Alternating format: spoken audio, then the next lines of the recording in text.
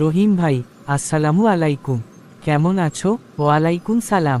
ভালো আছি, কিন্তু মাথায় অনেক টেনশন। কি টেনশন?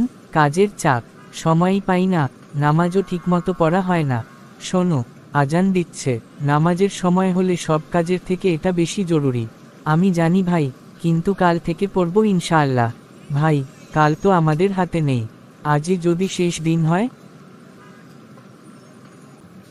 তুমি ঠিক বলছো, কিন্তু আল্লাহ কি আমাকে ক্ষমা করবেন?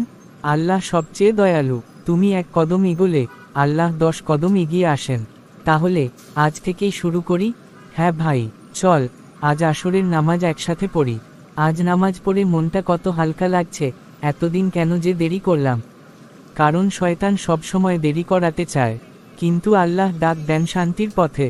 ভাই, আজ থেকে আমি নিয়মিত নামাজ পড়ব ইনশাআল্লাহ। আল্লাহ তোমাকে তৌফিক দান করুন। চল আমরা সবাই চেষ্টা করি আজ থেকেই।